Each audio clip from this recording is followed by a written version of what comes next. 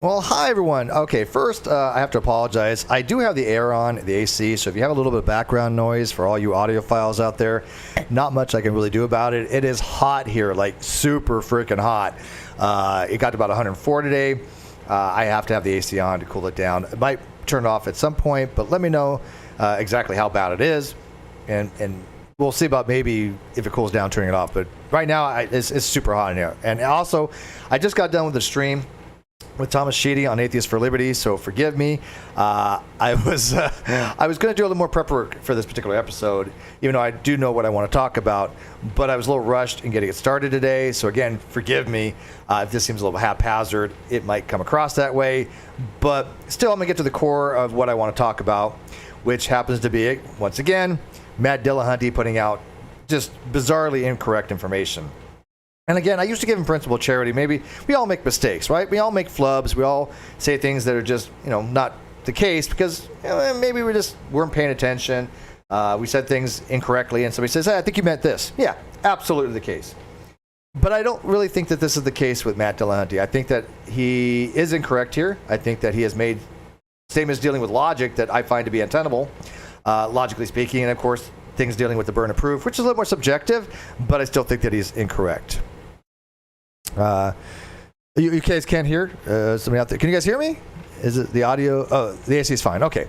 So let's just kind of dive into it and see where this kind of goes with this. So this was a phone call on the Atheist Experience that I believe is fairly recent. I'm going to pull it up right here. I'm going to turn on the audio. And what this guy calls in is to ask about is, again, things that we've talked about numerous times, dealing with implicit and explicit atheism. Now, anybody who's ever seen my Venn diagram, which I'm going to show you just real quickly, anybody who's ever seen this diagram can easily see that even if you don't know anything about knowledge, or anything you know about logic, that the little circle, the yellow circle, is smaller than the green or teal circle, right? I mean, you don't have to know logic to see that yellow circle that's inside the teal and inside the red is smaller. This means it's a subset. This means that it's a subset of a larger set, which means that the subset of believes there are no gods, or B, not P, which would be construed as strong or explicit atheism, is smaller than the subset of those who merely do not believe in God, not BP. This means that strong logically is a subset of weak theism. And now, this follows from just common sense.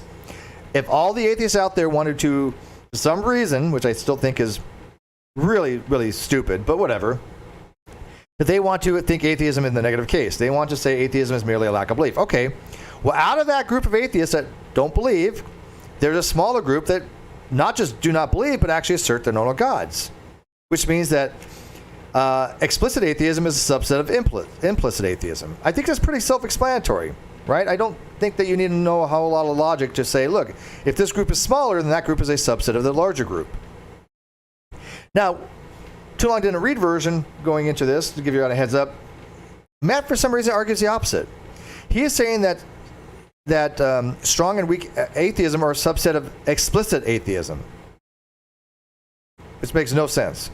And then he tries to justify it with some kind of bizarre appeal to burden of proof, which I still think he butchers. But we'll see what he says here. But I think that just by looking at this, you guys can recognize, hopefully, that strong is a subset of weak, right? All atheists lack a belief, but not all atheists, according to them, would say that they believe that God does not exist, right? Now, I don't subscribe to that schema.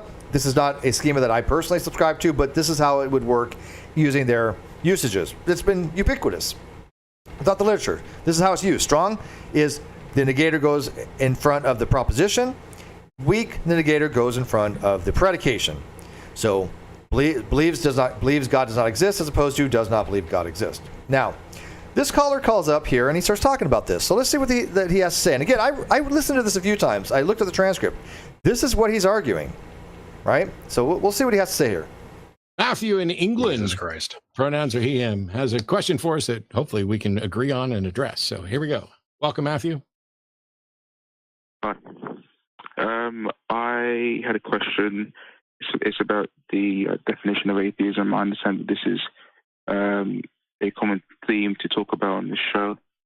It's to do with Okay, let me turn that up a little bit because I might have a hard time hearing that. So.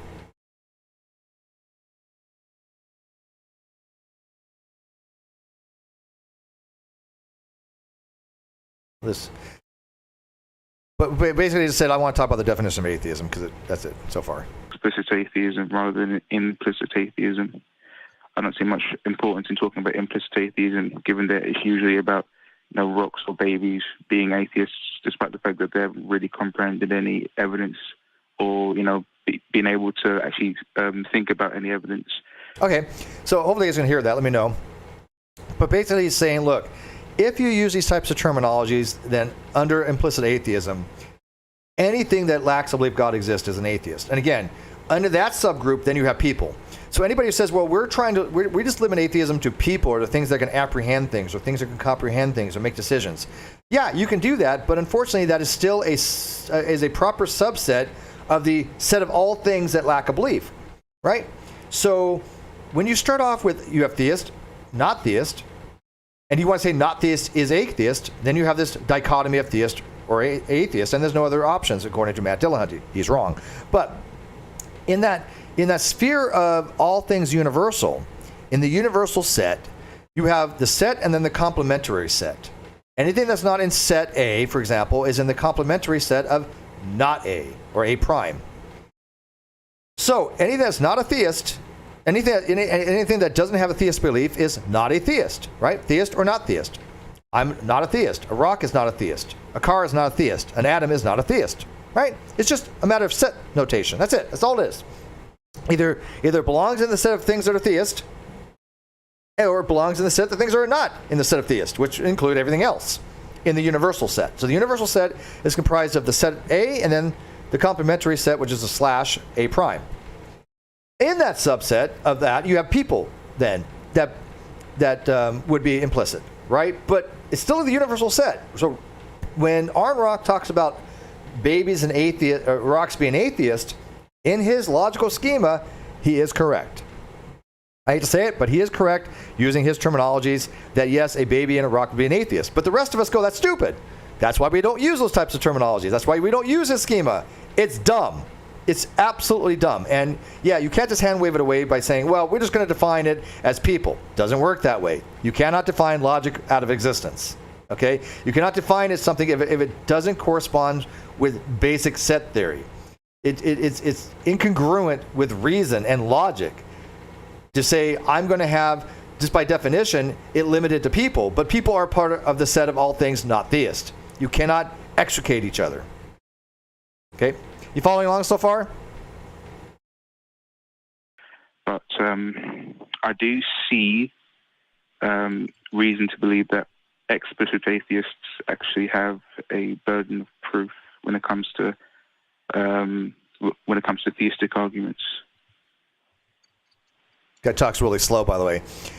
So he's saying that explicit atheists have a burden of proof with theist arguments. I don't know what the burden of proof would be as far as like why you have an obligation to disprove or to argue against theist arguments.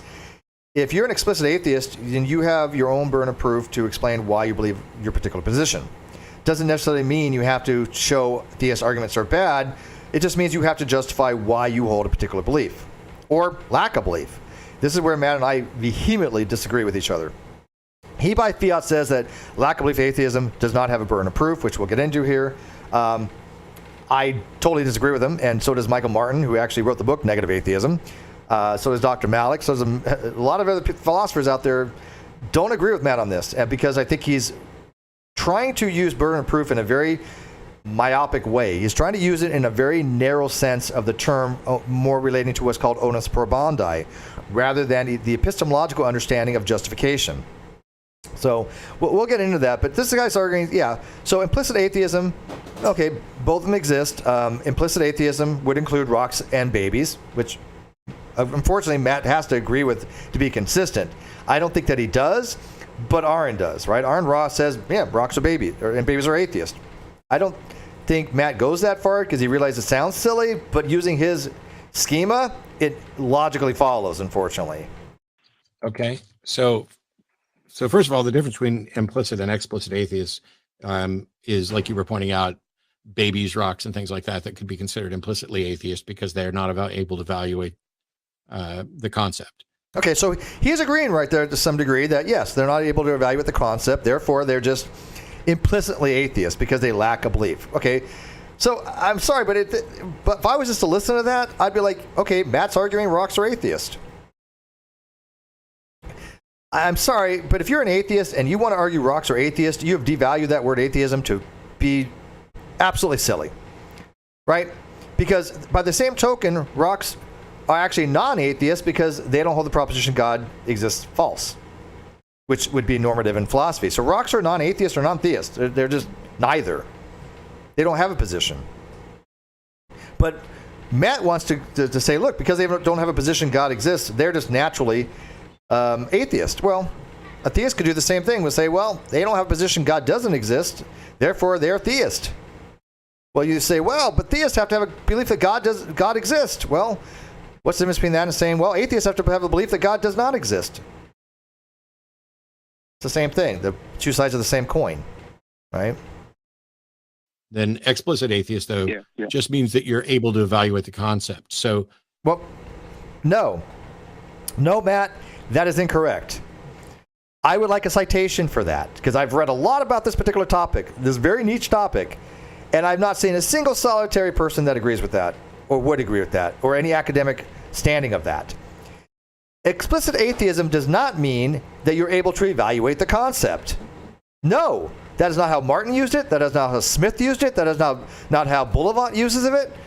Never seen anybody use it that way. Nobody. What explicit atheism is that you hold the positive affirmation that God does not exist. It is a positive epistemic status. The negator is on the proposition. Believes not true. If the proposition is God exists and you believe that proposition is not true, it is you believe God does not exist. That's what explicit means. Where he gets this idea that explicit atheism has to be, oh, you're able to evaluate the concept? No idea. No idea. I've never even heard anything like that before. That's why when I heard this, I was like, dude, is he understanding what he's saying? Is he maybe am I misconstruing him? No, because he goes on to justify this. But let me ask my audience, does this make any sense? Has any of you ever heard anywhere explicit atheism having to do anything to do with being able to evaluate the concept? No. If you have, please show me. I will look at this. But as Frida says, I've asked on rocks are invertebrates because they lack a spine. His fanboys dogpile me with semantics and closet theists. Yeah, absolutely. By the way, I just had that discussion on Atheists for Liberty channel, how if they cannot basically refute your argument, they assume you're a theist, or they say to their default, oh, prove your God exists. Well, it's like, what the hell are you talking about? I'm a non-believer. And I've never claimed that I could prove God exists. And most theists that are really worth anything will not ever advocate that they can prove God exists. I think that's a very difficult bar to meet. I don't think any theist has ever meted that bar. If they have, I'd be a theist, right? If I seen a theist that can prove that God exists, okay, I'm a theist now. If I think that their argument is flawless, right? But it hasn't happened yet. But I've definitely never seen any usage of the term explicit atheist to mean that you're able to evaluate the concept. This is Matt making up his own terminologies, which he's able to do. I don't care, but don't make it normative. Don't try to put it out there to your audience that, oh, that's what this means. No, it's not. Citation, please. Should I just name the channel Citation, please?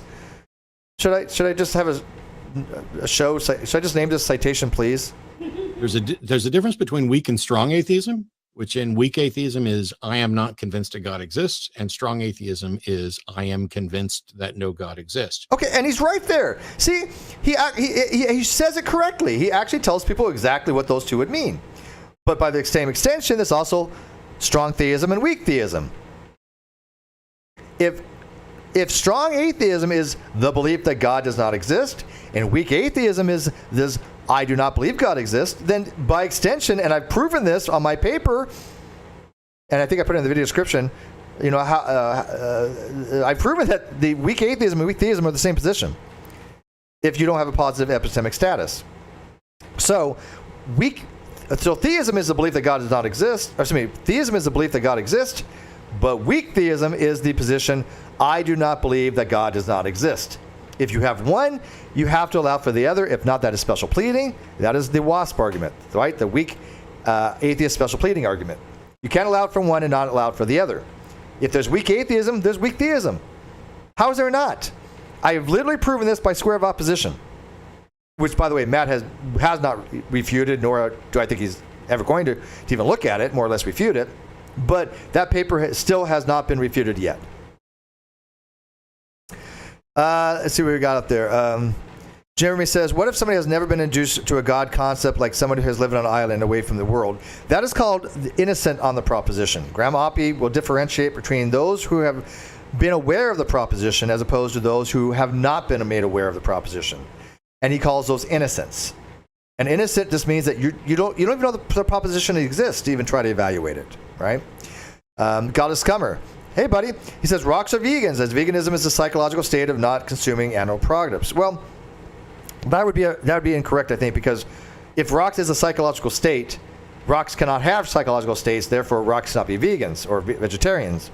But if you say vegetarianism or veganism is the lack of eating meat, now they are vegans, right? Because it's no longer a psychological state, because the lack of is not, it is, okay, that's kind of hard to explain, but lack of belief is still a psychological state, but it's a second order psychological state.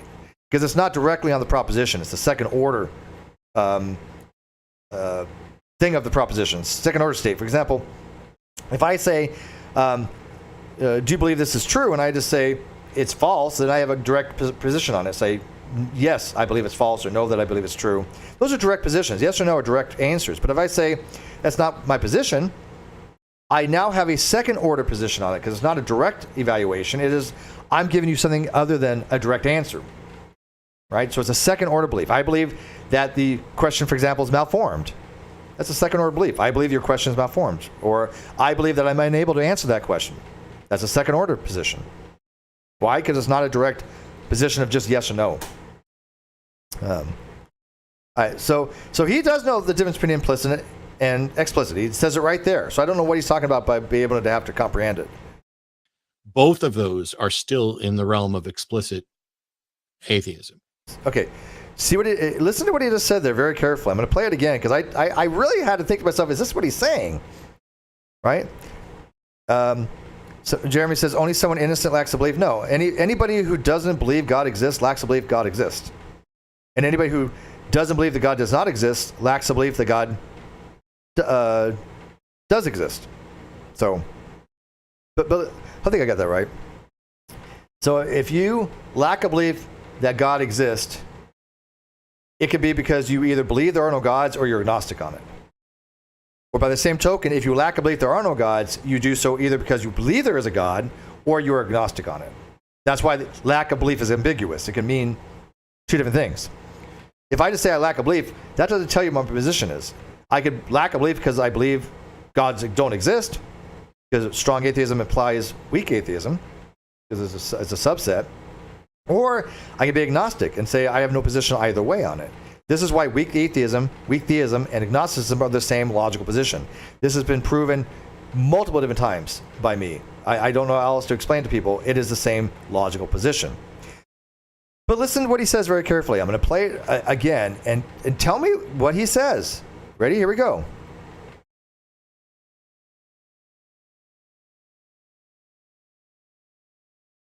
Explicit atheist, though, just means that you're able to evaluate the concept. So there's a difference between weak and strong atheism, which in weak atheism is I am not convinced a God exists, and strong atheism is carefully. I am convinced that no God exists. Both of those are still in the realm of explicit atheism. Okay. Both of those are still in the realm of explicit atheism. That was not a misspeak, because he goes on to justify it. How is implicit and explicit, or strong and weak, both explicit atheism? They cannot be. Because if you look at the Venn diagram, again, this was created by myself. The legend I had help with from Landon Kirtnall, a world-renowned mathematician, computer scientist, volcanologist, and all-around cool dude.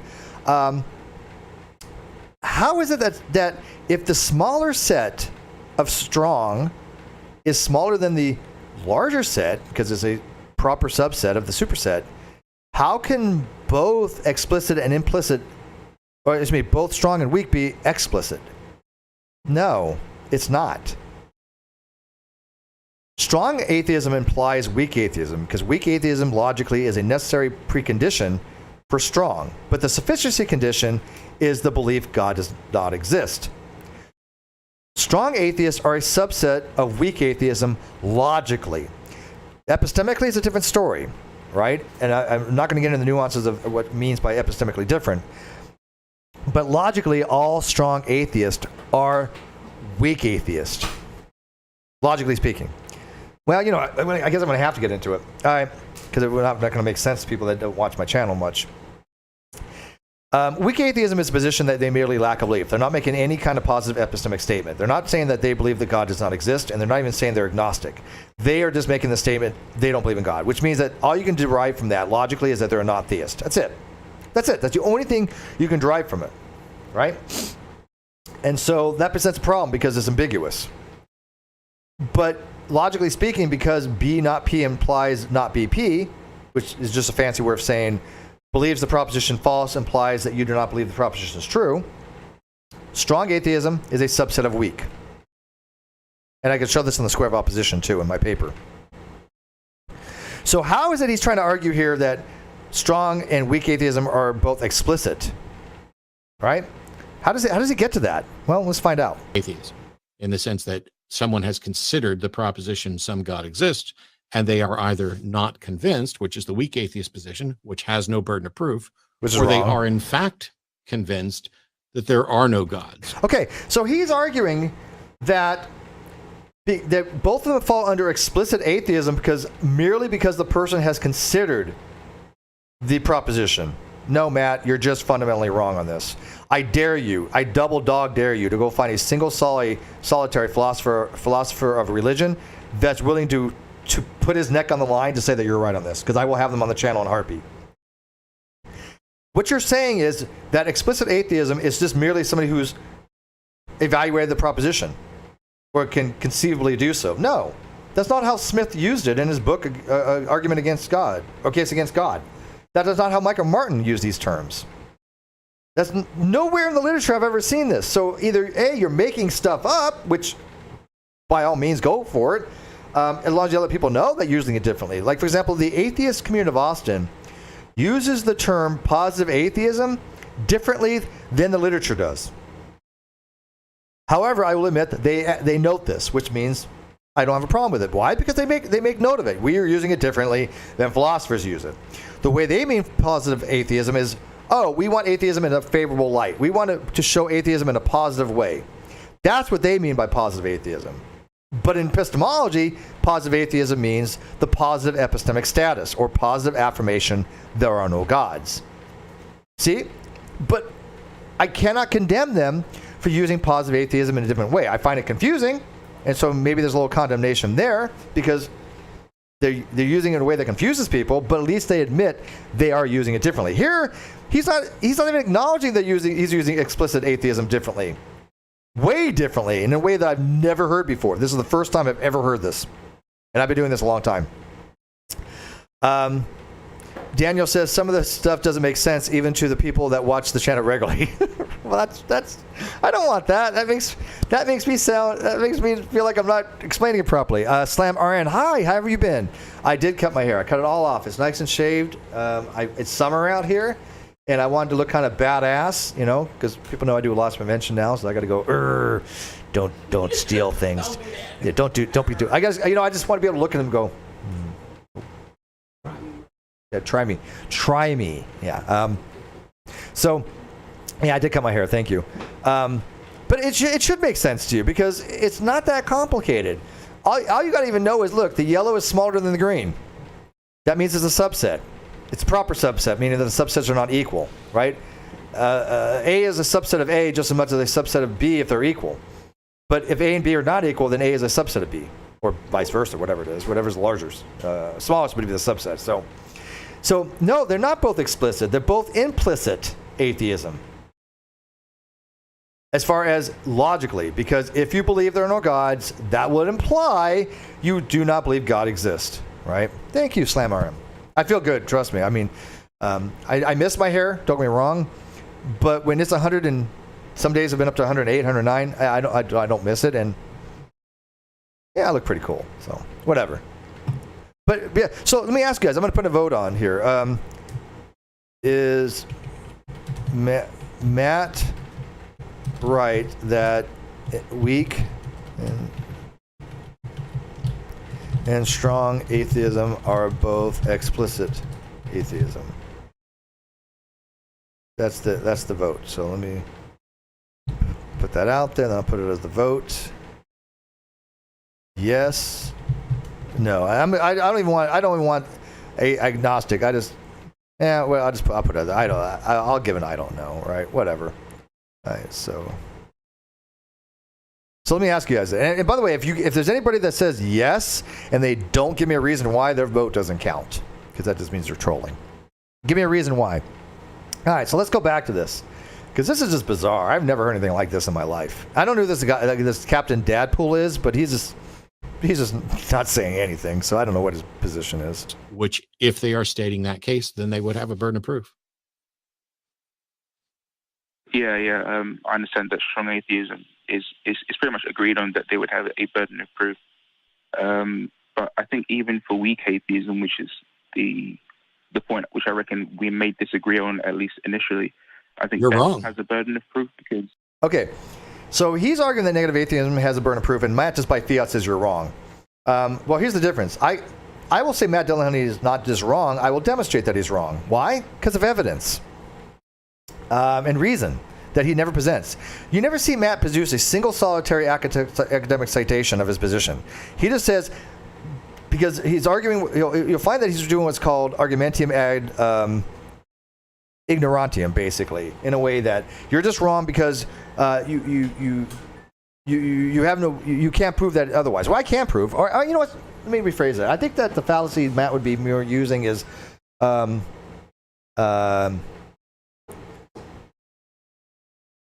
this fallacy? Yeah, I think that actually still works, doesn't it?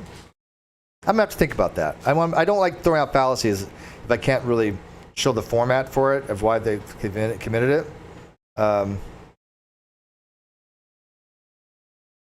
Yeah. Let me think about that. All right, but anyways, he argues that weak atheism doesn't have a burden of proof because it just can't. He's just incredulous to it. He just argumentium ad incredulism, I guess. He just cannot imagine that burden of proof exists for the negative atheism. Why? Because he's probably never read the literature on it. He's never read Martin on it. Martin advocates that negative atheism has a burden of proof, and he's the one that was a big push for negative atheism. So let me kind of show you why. So let me just take that off for a second. And by the way, let me show this. So this is something that I wrote real quick to kind of show what Matt's erroneously putting strong and weak atheism into explicit. If I say for all of X, which is all of X, they're dogs. All dogs are wolves. Okay, well that's true, right? Biologically speaking, all dogs are wolves. So we can say for all of X, dx implies WX. Not controversial. But if you say it for all of X, WX implies D of X, you're saying all wolves are dogs. Well, then you go, wait a minute, that can't be the case. Why? Because wolves are a bigger superset. Dogs are a subset of wolves. So clearly, all dogs are wolves, but not all wolves are dogs, right? Right? Because there are other non-dogs that are wolves. Make sense? So what he's doing is saying all strong and weak atheists are explicit atheists. But explicit atheist means strong in epistemology. But he's trying to change it to mean the ability to comprehend. That's not what explicit atheism is. Explicit atheism is the strong position. So in philosophical terminology, what he's saying makes no sense. Strong and weak are not explicit, they're implicit. All strong atheists imply they do not believe in God. But that's why I think he's trying to change what explicit atheism means in the literature to something completely bizarrely different. But Okay, so there are different types of burdens, right? There's a burden of production, which basically, these are all burden of proofs, by the way, which Matt doesn't seem to ever address. Matt, he's you cannot. How do you prove your lack of belief? Well, that's not what burden of proof is here. This is what he's not understanding. Nobody has an onus to prove to anybody that they lack a belief. That's not what we mean by burden of proof. In the legal standing of onus probandi, that was the idea that the prosecution has to meet a certain burden in order to show that the person has committed a crime, is guilty. And there's a presumption of innocence there only because we find that it is more morally egregious for a judicial error of a guilty man to an innocent man go to jail than a guilty man go free. Right? We as a society has determined this. Right? So there's 4 possible outcomes. There's an innocent man goes free, which is good. An innocent man goes to jail, which is bad. It's called a judicial error. A guilty man goes free, which is bad, a judicial error, or a guilty man goes to jail, or is punished, is found guilty. Those are the 4 outcomes. And we as a society have deemed that the judicial error of an innocent man going to jail is more egregious than a guilty man going free. But even still, there's the burden of producing evidence to show that the guilty man is guilty. The defense has a burden as well. A defense has a burden to refute that, to show that their evidence is wrong, to show that they're not necessarily proving their client innocent, but they are proving that the state has not made their case. So that's a little bit different operations in legal terms. But we're not talking about legalities here. This is why Anthony Flu's paper relating it to a court does not fly. It's not analogous. It is not a good argument when you start talking about burden of proof and onus probandi in a legal sense. That's called equivocation. We're not talking about burden of proof in the legal sense. So the burden of production is basically, is there enough evidence to bring this to trial? Is there enough evidence to bring it to trial? Have you met the burden of proof substantially enough to say we have charges filed or a civil case? Burden of persuasion is, do I have enough evidence to meet my conditions to say I have now given you sufficient evidence to make it that I've met my burden of persuasion? Whether you agree with it or not is irrelevant. If you say, Steve, you say this is true, what's your evidence? And I give you evidence. And you say, well, I'm not convinced by it. Okay, but I've still met my burden of persuasion. I'm trying to persuade you, and I've given you evidence. Whether you accept it or not, inconsequential, irrelevant. If I say A equals A, and you say, I don't believe you, I'm going to look at you like an idiot. I don't care whether you believe me or not. It's irrational. I can give you all the evidence in the world that A equals A and give you reasons for it. But if I don't convince you that A equals A, I've not faulted myself. I'm not somehow not made my burden of persuasion. Of course I have. I've given you the evidence. I met my burden of persuasion. It's not up to me to convince you, because if you may not be convinced, right? So burden of persuasion is not contingent upon whether the other person is convinced or not. It is, have I given substantial enough evidence to say I met my burden of persuasion? Other ones are what's called burden of defense, which is called refutation or rejoinder. I've seen all 3 in the literature. And that just basically means that if I give you something to be the case, you have a burden to defend your position or defend why my position isn't true. Why a rejoinder. Hey, Steve, I don't think you're correct. Here's why. Right? It's called a burden of defense or burden of rejoinder, because you're giving me some refutation of why you think my argument isn't right. That's how argumentation theory works in general. Not always. If you're defending like a thesis or giving a speech like that, yeah, there may not necessarily be a burden of defense. But, actually, in that case, I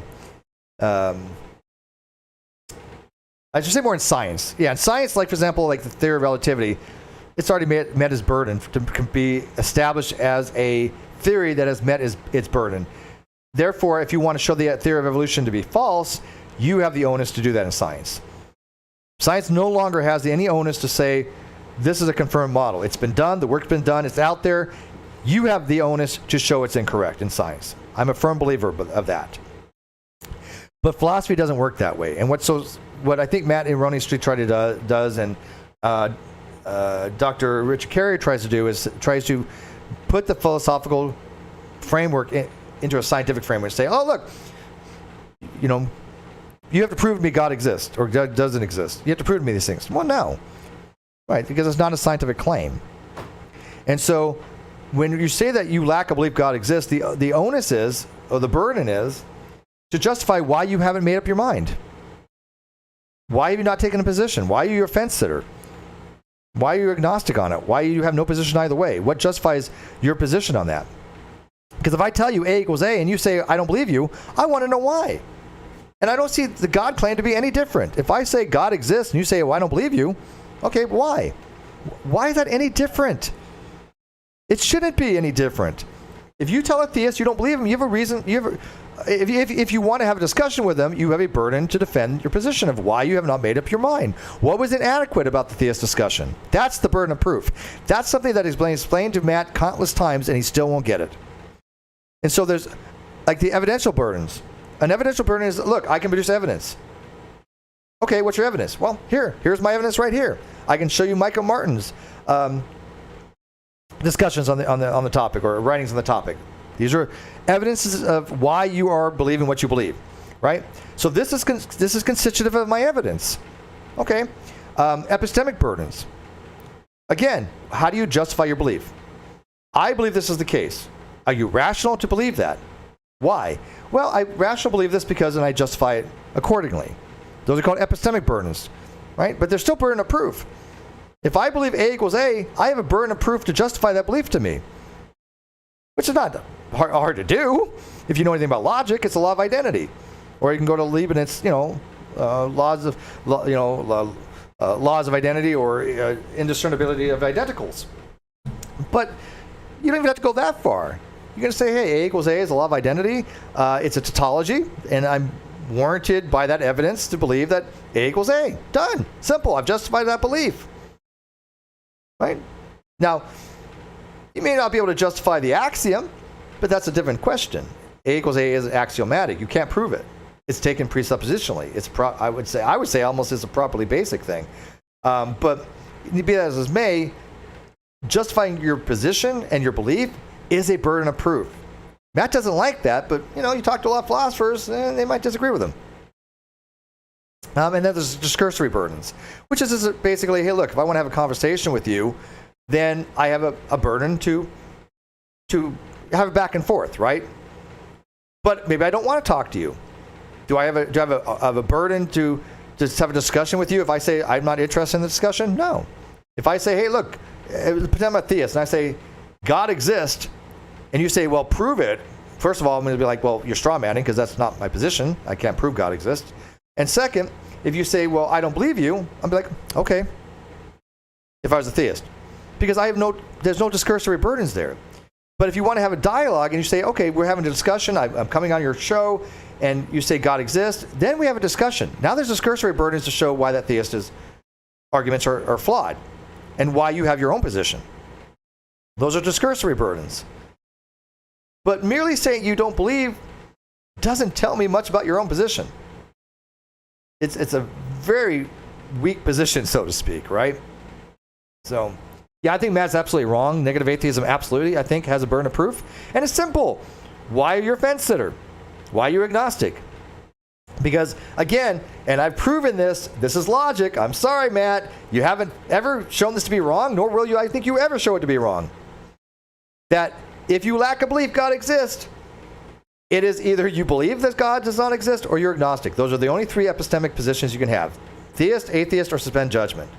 That is the middle ground. It's been shown to Matt millions of times. He doesn't get it or doesn't want to get it because I think he doesn't understand it. He doesn't care. But he tries to dishonestly try to equivocate agnosticism or having no position either way with merely lack of belief. That's dishonest. Because you lack a belief that God exists, but you also lack a belief that God does not exist if you're agnostic. But if you lack a belief God exists, it's one of two things. You're not telling me what your actual position is. And Matt does believe there are no gods. I mean, go back to his older atheist experience shows. He'll say, I'm a positive atheist. I'll hold to the claim there are no gods. This is his position. And I had somebody the other day go, Well, that was his position 13 years ago. Have you talked to him recently? Like, well, I haven't talked to him in a few years, but do you think that Matt Dillahunty has moved from, oh, there is no gods to, I have no position either way? Really? Does anybody really think that Matt Dillahunty does not hold the position there are no gods? Because he certainly did 13 years ago. I seriously doubt anybody would make an argument that, oh, he went from believing there are no gods to, I'm taking more of an agnostic position. No, that's silly. You know, I mean, he'll argue the agnostic position unknowingly. Arguing lack of belief is just arguing agnosticism. That's all it's arguing. It's not arguing there is no God. And he dishonestly tries to subsume agnosticism under atheism because that's how his organizations teach it, even though no other place in the world does. No university teaches it that way. None of the literature puts it out that way. There's literature that argues for it, like Flu's 1972 paper, The Presumption of Atheism, but that wasn't well received, right? So, a little bit of a tangent there, but let's move on. No, weak atheism has no burden of proof. See, listen to him. Weak atheism has no burden of proof. Why, Matt? Because you say so? Is that the reason? I mean, like I said, Dr. Michael Martin, who wrote the book Negative Atheism, he disagrees with you on that. You know, I'm a little ill-prepared. I don't have that particular quote handy right now. But it's on my, I mean, I put it out before, so I'm sure people have seen it, and maybe if you give me some time, I might be able to find it. Yeah, actually I did find it. Do you guys want to see Michael Martin's view on it? Sure you do. So let me add this image.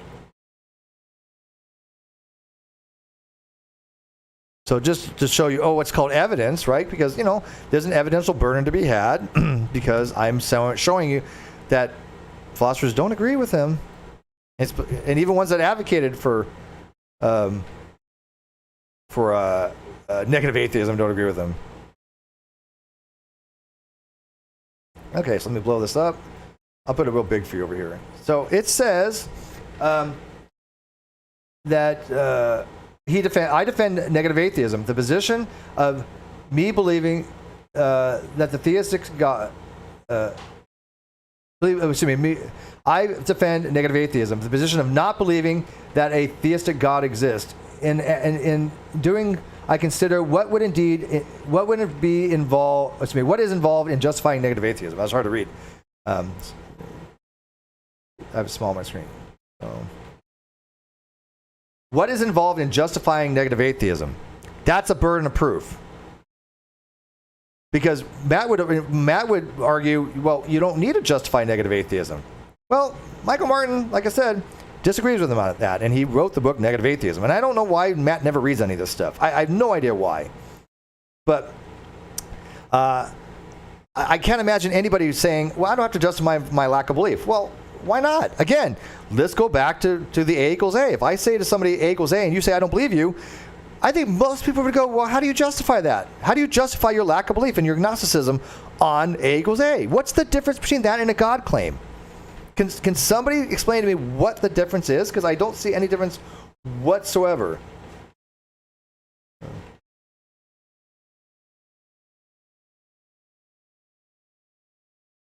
And I just found this one too. This one I haven't seen for a while as well. This is actually interesting. I haven't read this in a while. I just found this, so let me show this real quick. I don't even remember who wrote this. Oh, this was somebody by the name of Stephen Duncan. This is the analytic philosophy of negative atheism. Actually, now I remember this. This is from a guy named Stephen Duncan on the analytical philosophy of negative atheism. He writes again, evidence, right? You never see Matt Dillahunty do any of this. You never show any of the academic studies, or I should say studies, academic literature on the matters. This says, I'll read the precursor here. It says, the application of Flu's strategy is less clear-cut than it first appears. For one thing, it seems open to the following sort of parody argument. Just as nearly all the monotheists as well, so too are negative atheists, also positive atheists as well. He says, now we can imagine a form of theism, call it negative theism or non-atheism, consisting of all those people who do not affirm atheism. Yeah, that's what I've been arguing. That's called weak theism, negative theism, weak theism. People have talked about this, right? And he also goes on to say, to this we may add the observation that non-theism and non-atheism are subcontraries. Both can't be false, but both cannot be true. Now, this is true. They are. If you look on the square of opposition, theism and atheism are both contradictories. But if you look on the square of opposition in my paper, I show that the positions of weak atheism and weak theism are subcontraries on the square of opposition in my paper. This is conforming with this right here. He's saying the exact same thing I did. I just proved it logically. And then he goes on to say, of course, the union of these two views would be agnosticism, which, again, in my Venn diagram, is the case. Again, evidence that it conforms to the literature. Suspension of judgment about the existence of God by neither affirming nor denying God's existence. Well, that's kind of strange, since Matt Dillahunty says that agnosticism has nothing to do with that. Well, he's wrong. Agnosticism is a suspension of judgment about the existence of God by neither affirming nor denying God's existence. This is how it's understood. This is how it's understood in the literature. Matt doesn't talk about the literature because the literature disagrees with him. He doesn't care. He's a pundit. He's not a philosopher. And so it's kind of funny, because if you look at the Venn diagram, right? Let me set the Venn back up. What do I have is the middle there? It's the union of those two other positions, right? Right. So the agnosticism would be the union of not BP and not B, not BP. Well, yeah. It's actually, I think they're wrong. I don't think it's a union. I think it's the intersection. Yeah, I wouldn't call it the union. I understand why he calls it the union, but the union is all of the above. So the intersection is where they overlap. So it's actually more the intersection, but the principle is the same. That agnosticism, the middle area, the not B, not PP, is both non-theist, weak theism, and both weak atheism. Right? So all this is, everything I put is concordance with the literature. And it's quite contrary to what Matt is saying. It just makes no sense. So let me move on here. So let's continue. How could I possibly have a burden of proof for saying I'm not convinced that X is true? Okay, well, I can answer that for you, Matt. But this is one of the reasons why nobody should ever call this show The Atheist Experience, because he'll never let anybody explain anything. Okay, so if you say X is true, and I say I don't believe you, okay, well, for example, the gumballs. If you read my essay, Gumballs and God, which I'll put in the video description, I explain all this. If you say the gumballs are even, and I say, well, I don't believe you, I'm not affirming that they're odd. That's true. Matt gets that right. But I could be agnostic on it. I could have no position either way. So if you say, hey, Steve, why is it you lack a belief that the gumballs are even? Well, because I have absolutely no information either way to even remotely to make a determination to justify a belief. They're random. They're equally probabilistic that it could be 50-50, the odds of it being even as opposed to being odd. It would just be a guess, and guesses are not justified. Therefore, I do not believe that they're even. I do not believe they're odd, because I literally have no reason whatsoever to believe either way. And if I just had to take a guess is not justified. There, I just met my burden of proof for my negative belief, right? I just met my proof for the negative position of I lack a belief that they're even, because I've explained to you why I don't believe they're even. How hard is that? How difficult is that? I made a very basic argument of why I'm withholding affirmation. Why is it that I'm suspending judgment on that proposition? Because I have no belief either way. I don't believe they're even. I don't believe they're odd. That's agnostic. In this case, even would be God exists. Odd would be God does not exist. So if you go read my paper, the analogy of the gumball is that if it's even, God exists. If it's odd, God does not exist. Why? Because it's a dichotomy. The state of affairs are such that either God exists or God does not exist. The gumballs are either even or they're not even. And not even equals odd. And Matt kind of butchers that a little bit in his gumball analogy. Because he's saying not odd for some reason is theist, but not even is atheist. Well, but that means they're odd. Not even is odd, right? There is no middle ground there. If it's not even, it's odd. Why? Because it's a dichotomy. Just like if it's not true, it's false. If it's not false, it's true. That's how it works in classical logic. Now, people go, well, I read on some stack exchange that that's not the case. Well, they're talking about diatheistic logics, right? So, but in classical logic, yes, not true is the exact same thing as false. Okay? They are the same exact thing. Because a proposition can only be true or false. So if the proposition is not true, it has to be false. There's no other options. Beliefs are not dichotomous like that. So he's saying, he just asked, well, how do I meet my burden of proof of that? I lack a belief. Well, why is it you failed to affirm? Why is it you failed to believe that A equals A? Because I like to know, because I think you're irrational if you don't think A equals A. What is the burden of proof there? Are you doing it at a meta level where you want me to prove that I'm actually not convinced? No. See, burden of proof has nothing to do with proving anything, as far as like a formal proof. A burden of proof can mean many different things. And in epistemology and philosophy, the general understanding of when you say meet your burden of proof, you're talking about an epistemic burden of why is it you hold a particular position. Why is it you have failed to affirm or deny something? Agnosticism has a burden of proof.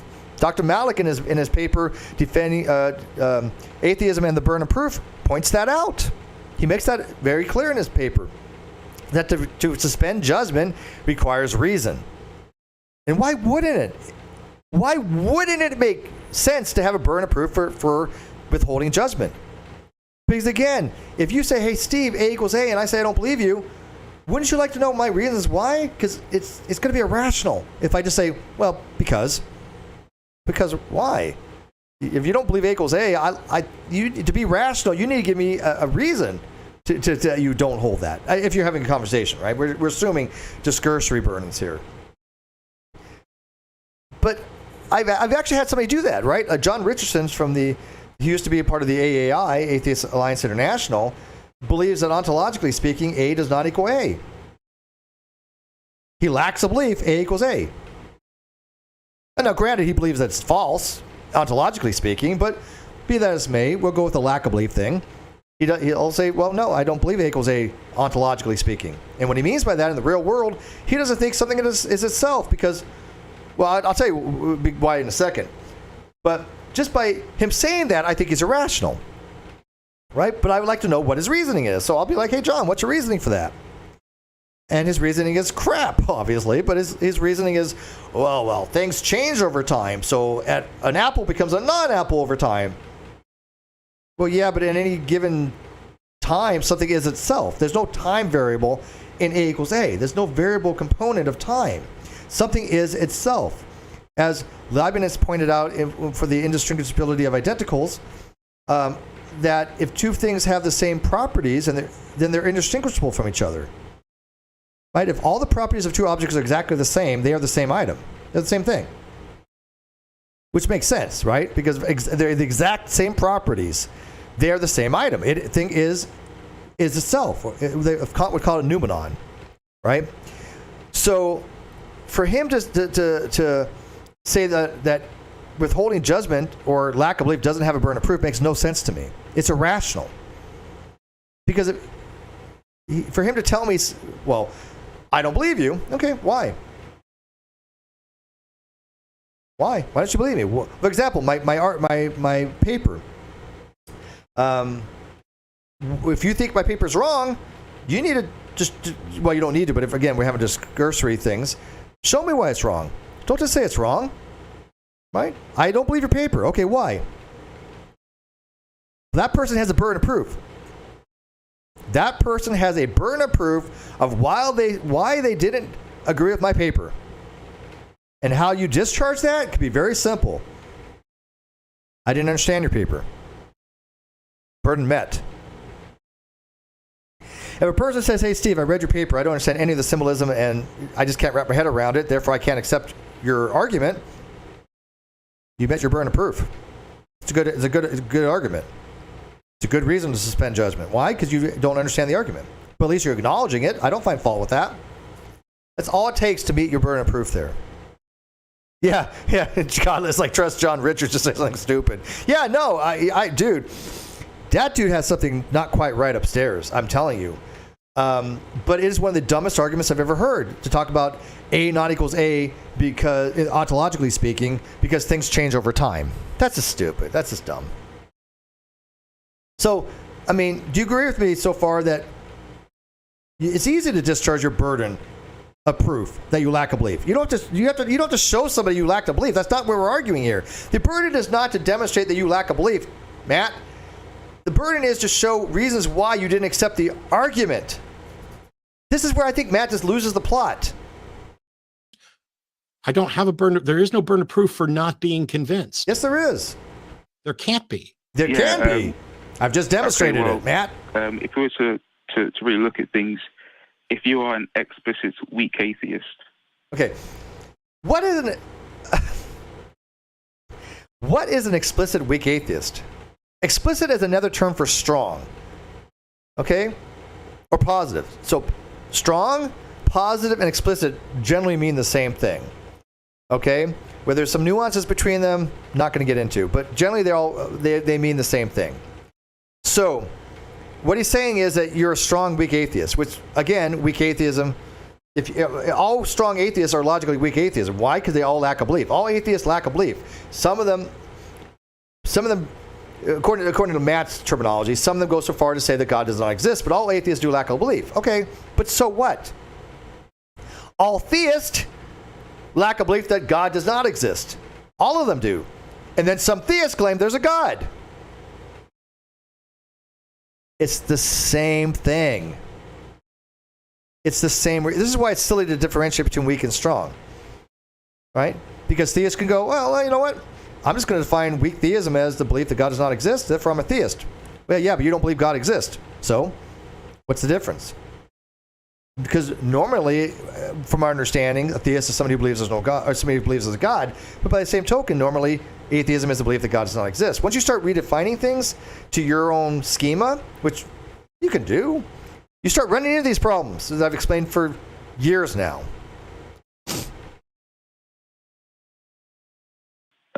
Then it would mean that you still lack belief in God, or you still withhold belief in God, despite seeing, especially in your case, many different arguments, the Kalam, teleological arguments. I don't know why you're trying to rephrase everything. I'm telling you, as an explicit weak atheist. What is an explicit weak atheist? Somebody tell me. Because he's trying to use explicit here as something to mean that they have the ability to understand the proposition they evaluated. I've never read anything like that in my life. You guys are pretty well read. Has anybody ever seen explicit used this way? Has anybody even seen the phrase? And I haven't looked this up. I'll Google it right now. Maybe somebody's used it before, but explicit weak atheism or atheist.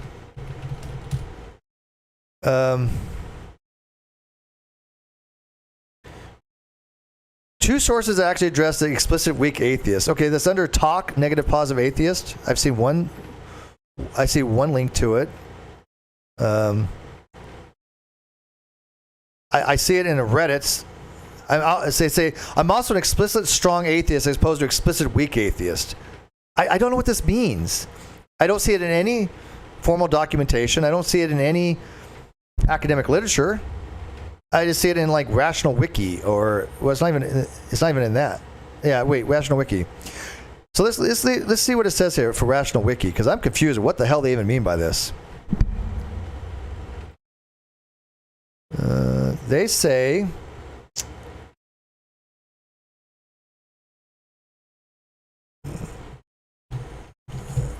explicit. Okay, it says, what sets implicit and weak atheism apart is that explicitly weak atheism has thoroughly considered the situation and has made a positive decision not to believe any gods. A positive decision that he should not believe in any, for example, for otherwise have considered he would. This is just a blog. This is just This is somebody's remarks. This is not in the academic literature. This is basically somebody just going to Rational Wiki on Essay Talk, parroting somebody else's words, but it makes no sense. Makes absolutely no sense. What the hell is explicit weak atheism? Here, I'll show you the Windows capture here.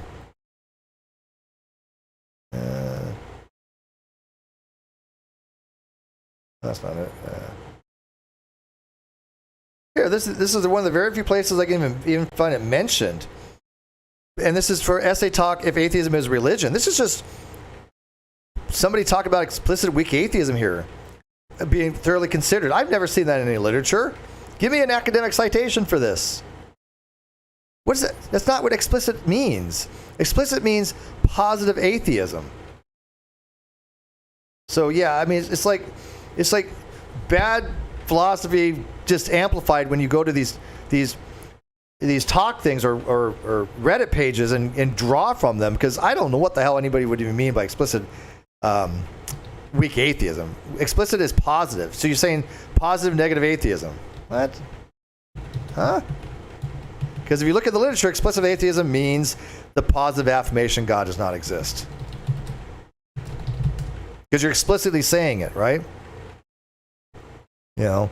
Now, I think that where it comes from is a misunderstanding of Wikipedia. Okay?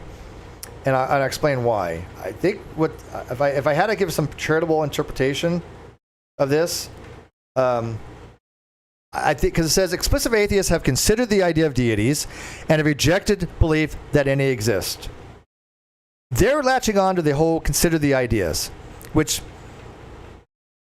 would be okay, something that's cognizant. But what that means is that they rejected belief that any exists, meaning that they believe there are no gods. That's what rejection means here, that they believe there are no gods.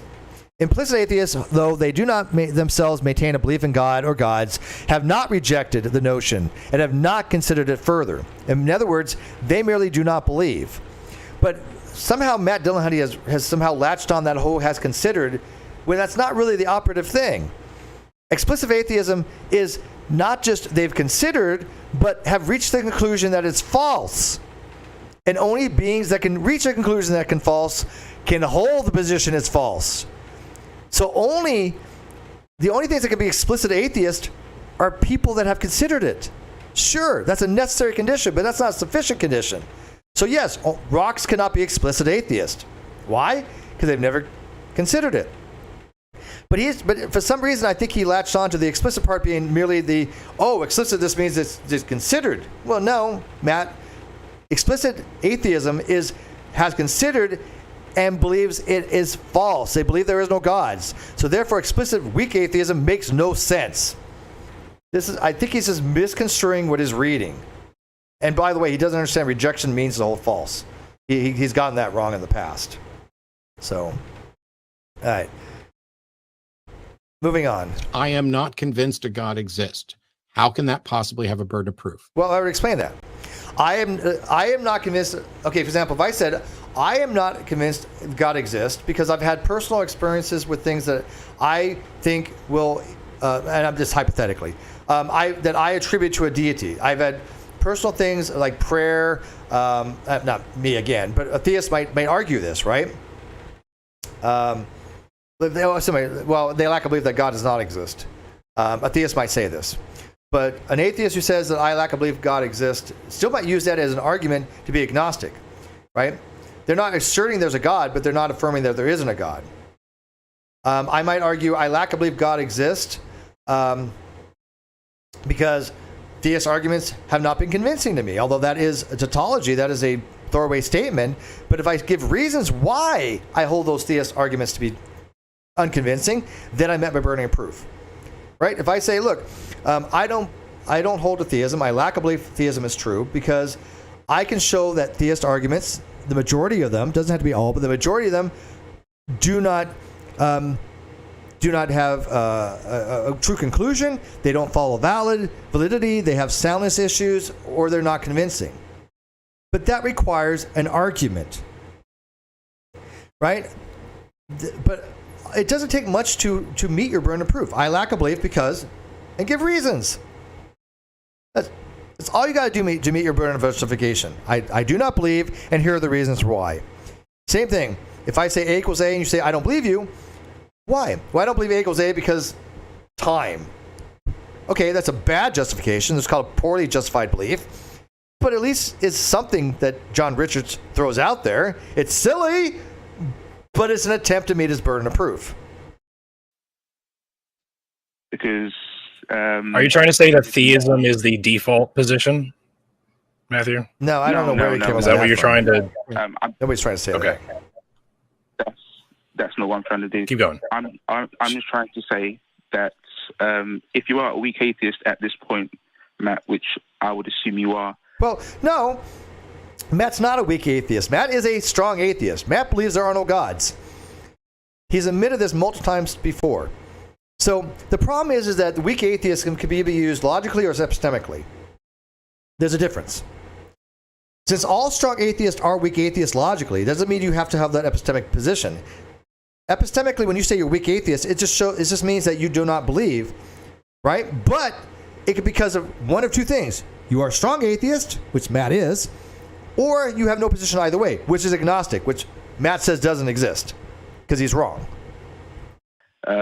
You would basically need internal reasons, not reasons that you need to prove to others, but internal reasons for holding that position, because you would need reasons to say that. No, sir. Yeah, that this caller is spot on correct.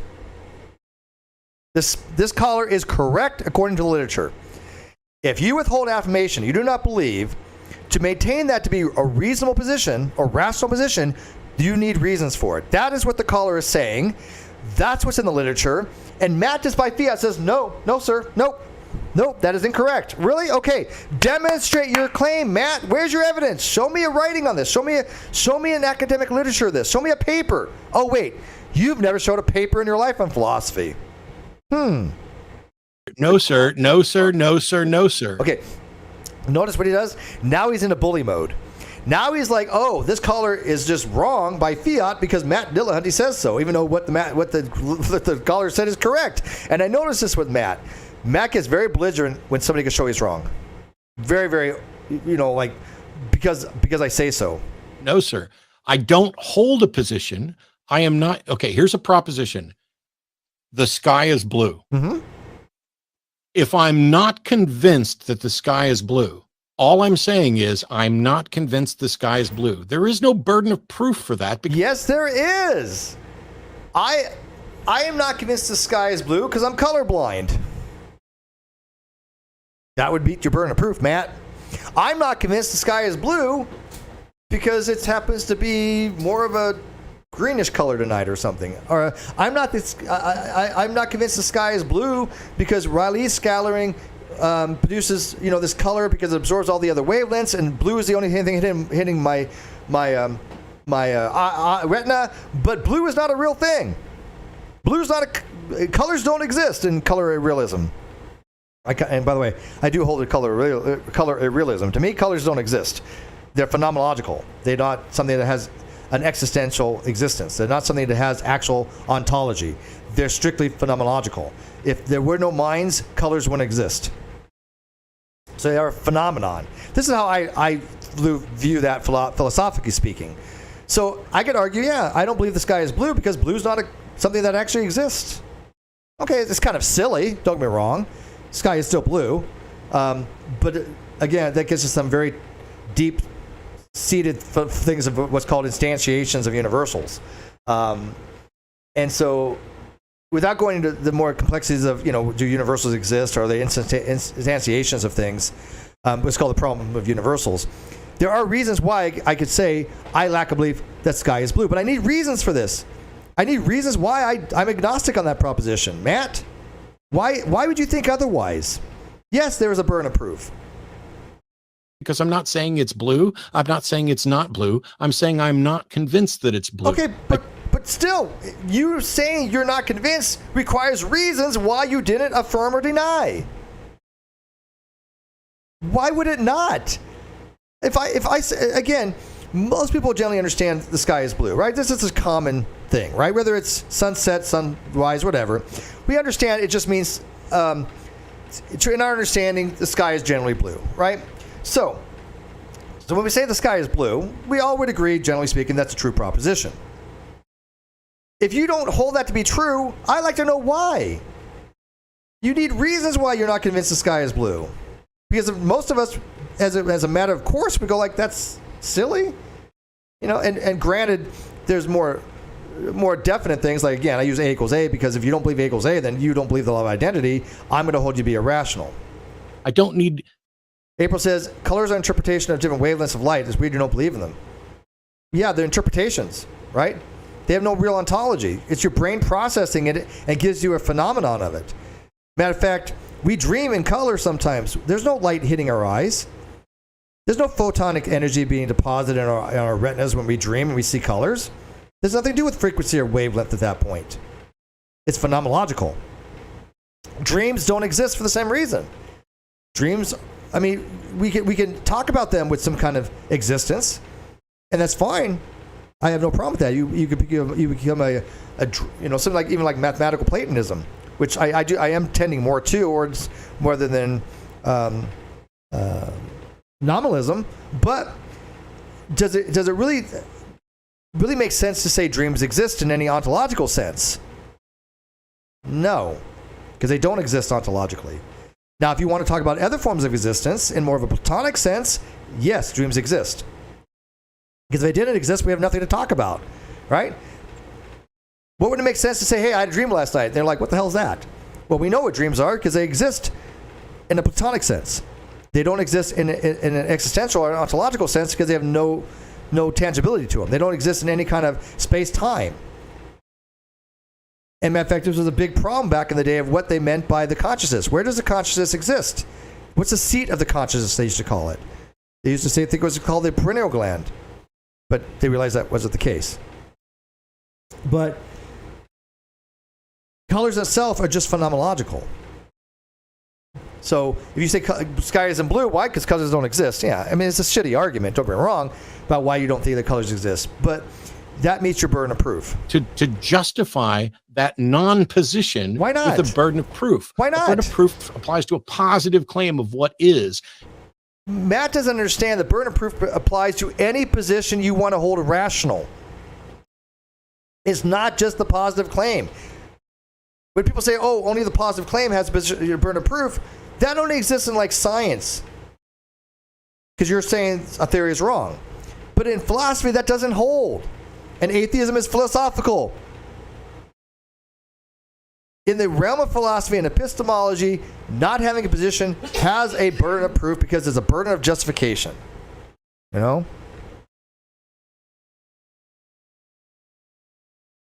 It doesn't apply to I am not convinced. The only way the statement I am not convinced of X would require burden of proof is if you were asking me at a meta level to prove that I actually am not convinced. No, it's not. Now, that would be a meta level, but I don't give a shit whether you actually hold that position or not. I would assume under a normal dialogue, a person is going to be telling me something about their actual beliefs, so they're not lying to me. They're not being dishonest agents. But you don't need to prove that is your position. I accept it because we're having a discussion. As a condition of having a discourse with a rational agent, I assume that your beliefs that you're telling me are your actual beliefs. You don't have a burden of proof to prove to me that you actually lack a belief. That's not what the burden of proof means. That's equivocation. The burden of proof is, how do you justify not having a position, either that you affirm or deny or reject the proposition? That's what it means. Okay, yeah, I can see how that makes sense. Maybe I should change my wording. Maybe before it wasn't correct. You would need some sorts of personal justification, not necessarily a burden. No, you don't. Yeah, see, Matt, you're wrong. You do need some kind of personal justification. The burden of justification is also known as the burden of proof in philosophy. I'm sorry, Matt doesn't like it. Too damn bad. But if you talk to an epistemologist and you say, hey, I want to rationalize my beliefs, and how do I do that? You meet your burden of justification or your burden of proof. They'll know what you're talking about. They will know what you're talking about. So, Anyways, I don't want to let this go too long because it's kind of beating a dead horse with this guy.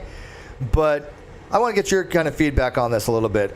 First of all, on the vote, people said, I said, is Matt right that weak and strong atheism are both explicit atheism? 26% said yes. Not a single person was able to justify that. Clearly, they're wrong, or they're trolling at least. I can't say they're wrong. I could say they're wrong because of logic, but they did not give me a reason to accept that, right?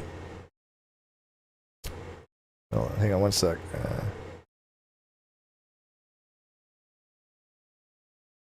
All right. So what do you guys think? One, how again? He's trying to make explicit to mean just something that's able to be considered, right? Because I think he may have read Wikipedia or may have read Rational Wiki, which again is not the best place to learn these things. But he's missing the bigger picture. Yes, explicit atheism is sure somebody that has considered it and that has determined the proposition to be false, that God does not, they believe that God does not exist. And yes, only rational agents can do that. Only agents that can think can do that. But that's not the sufficiency of explicit. The sufficiency of explicit is that they hold the belief that God does not exist. That's the takeaway. Just because it says that explicit is, somebody who has constantly tried to evaluate the proposition and has evaluated it such that they believe there are no gods, the fact that it's a conscious agent that's doing that, it's just a necessary precondition. But so what? That's not the crux of what it means to be an explicit atheist. I think that people read these things and not understanding what they're reading. So, anyways, let me know what you guys think about this. Leave me some comments in the video description. Go watch Atheist for Liberties, my interview on that channel. It was fun. Always a great time with Thomas. He's the president of Atheist for Liberty. I do like that organization. I think they are trying to bring a resurgence to atheism in a more grounded type of way, using, not so much a philosophical approach, but they're certainly not denying it like the other atheist organizations did. Atheist Republic, they're just a pundit. They're just lying to people at this point. When they say, atheism is just one thing, a lack of belief. Atheist Republic has turned into they're just one big meme. That's all they are. So I think Atheist for Liberty is trying to up the discussions. I think they're trying to take it to the next level. And their core values are things that I align with, like secularism, like having separation of church and state. That's something I think very strongly of, and that's what they're trying to promote. And so with that, I do kind of align myself to their core values. All right, let's just check here. So O'Cook says, it does say in George Smith's book, which was a case against God. I think he wrote it in 76, was it? 74? I don't remember. He does say that atheism, explicit atheism, is the absence of atheistic belief to a conscious rejection of it. Yes. This includes strong atheism, agnosticism. Well, it includes strong atheism, right? But it wouldn't include agnostic, right? A conscious rejection means logically that you hold to the negation. Rejectionism in what's called the Geach-Frege rejectionism approach for classical rejectionism is not merely non-acceptance. It is the affirmation of the negation. It is the belief of the negation. So if you see reject P in logic, it means the whole P false. It doesn't mean merely to not accept. That's the canonical way of understanding these things. So it would not include agnosticism because agnostics do not reject the proposition of theism. They merely do not accept it. But he does say explicit atheism is the affirmation that God does not exist. What do you think? Okay, Jeremy says, what do you think of people like T-Jump starting atheist church and Klingon raw satanic church only allows atheists? Is this showing atheism religion? Okay, atheism is not a religion any more than theism is a religion. Are there atheistic religions? Yes. Can there be religiosity in atheism? Yes. I hold right now that the atheist community of Austin is almost a religious organization at this point. I believe they willfully put out misinformation. Their religiosity and their indoctrination and their dogmatism is unparalleled in the atheist communities. They are just as bad as any Baptist organization. But that doesn't mean they are, in fact, a religious organization. Although they are still pushing the line, but they definitely have religiosity. But atheism is not a religion. T-Jump, starting an atheist church? Sure, I don't give a shit about that. There are atheist churches out there. Go for it. Knock yourself out. Satanism is an atheist church. Whatever. But I do think that the ACA, what are they promoting? They're not even promoting atheism any longer. They're promoting bad philosophy is what they're doing. You know, when's the last time they actually, actually had a discussion about atheism? I don't know. When's the last time Matt Dillahunty read anything about atheism from any prolific atheist philosopher? I don't know. If he has, he's never talked about any of them. Has he read Oppie? Has he read Draper? Has he read McCormick? Has he read Drang? Has he read Sorbel? Has he read Mackey? I mean, what has he read? Because nothing he says makes sense. Nothing. And he's putting it out as if it's authoritative, with no evidence to back it. I give you guys evidence. Look, my Venn diagram is evidence. It's just math.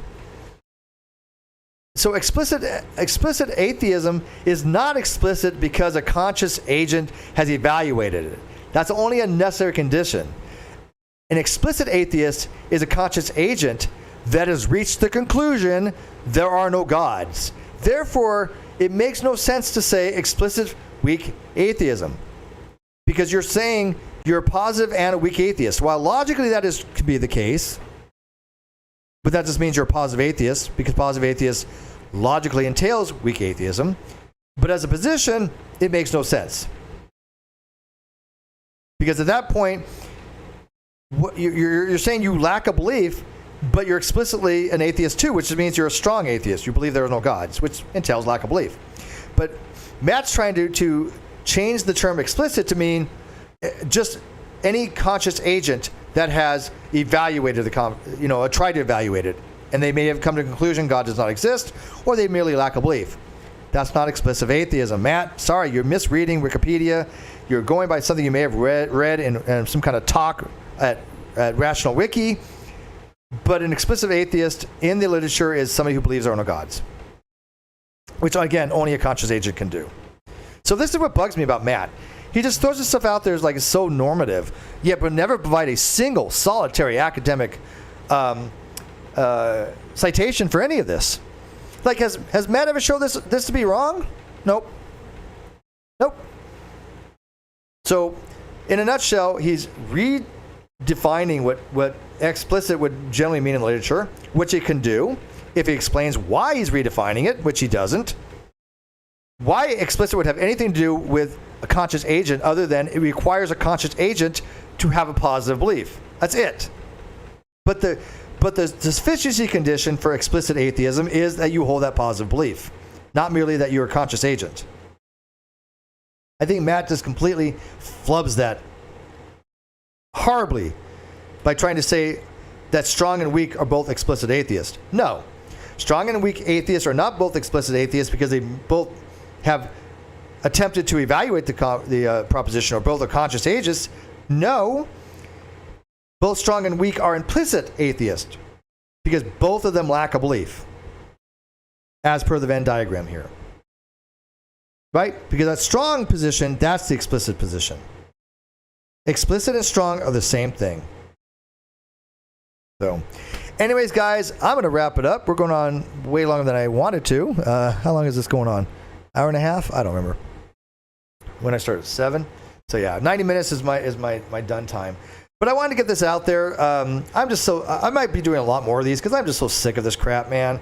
I'm sick of Matt just by fiat, telling these callers they're wrong when they're not, because he's not interested in any kind of honest engagement. If he were, he would go against somebody like Blake Speed Watkins from Real Atheology, or he'd go against Dave from Answers and Reason, or Joe from Answers and Reason. He's never going to go against me because good luck with that. But he'll never take on anybody that shows his logic is wrong. Not one person. Have you ever seen Matt Dillahunty in a conversation that has invoked dosastic, propositional, sentential, which is propositional logic, dosastic logic, or modal logic? Have you ever seen him ever utilize any of it? I haven't. And so it's very telling that we're able to give people the facts of the matter as we see them from philosophy. We can quote authors of philosophy. We can show the logic. So if somebody wants to call up and say, hey, Steve, you're wrong, the first question I'm going to be asking is, okay, show me where I'm wrong. Meet your burden of proof that I'm wrong. I've already met my burden of persuasion. I've already met my burden of proof that I'm correct. If you want to show that it's incorrect, now the onus is upon you. Right? Because this is logic. I'm giving you a logical argument. And they say, well, your premises are wrong. Okay, show why the premises are wrong. Or, by the way, atheist, don't tell a theist or anybody for that matter that their argument is wrong because they have not proven their premises. That's dumb. Premises are not proven in an argument. They're taken axiologically. Axiologically. So you can say, I don't accept your premise, in which case that raises the question, why? That means that justify or give your burden of proof for why you failed to accept the premise. Or they can say, I think your premise is false. And again, why? None of my premises I think are false, but if you don't accept my premises, I need to know why. And it needs to be a good reason. Nobody's giving me a good reason. So. And it's Frida, you've ended a stream in less than 3 hours. Yes, I know. I am ending right now. We've got 30 seconds to the 90-minute mark. So actually, I was a few minutes late. So anyways, guys, I thank you guys for watching. Become a member of the channel. You get a cool little green name. So if you want to donate after the fact, I've got super thanks now. I will read them all the super thanks off each stream. And so it'll come up a little super thanks thing in your comment. I do read all the comments. So if you think that I'm wrong, by all means, but show me, and don't get into this nonsense of you're wrong because Matt says so kind of nonsense. No. Axiomatically, not axiologically. I'm sorry. I knew I was off. Yes, thank you, Mackie. I thought something was off there, right? It is axiomatically, not axiologically. Axiologically would be dealing with value. But it's axiomatically that you assert these things as premises being true. In an argument, premises are assumed true until there's given reason not to assume they're true. And the validity is based upon the structure of the argument. The soundness is based upon if and only if the premises are true. But you assume they are true, but if you can show they're not true, okay, go for it. Right? That's how a proof actually works. So with that, guys, I bid you guys good night. I don't know what my next stream is. I'm all up in the air on it. But go check out, like I said, Atheist for Liberty's channel. It was a great discussion there. And I look forward to, again, getting your guys' input on there. I don't want to crap on Matt just because he's wrong. I want to crap on Matt because he's blatantly wrong in the logic. And as far as the burden of proof, yeah, I may not be blatantly wrong on that, but it sure is like, shit, he doesn't make any sense. Because if you don't think that it makes any sense to say, I don't believe you, but I'm not going to give you reasons why, then you are not a rational agent. You are not somebody anybody should have a good discourse with. And Matt has got to that full extreme where all he wants to do is say, I don't believe you, I don't give you a rise, I don't have to give you a reason, click, hang up. That's Matt Dillahunty. That's his entire shtick. I don't believe you, I don't have to give you a reason why I don't believe you, goodbye. So with that, goodbye.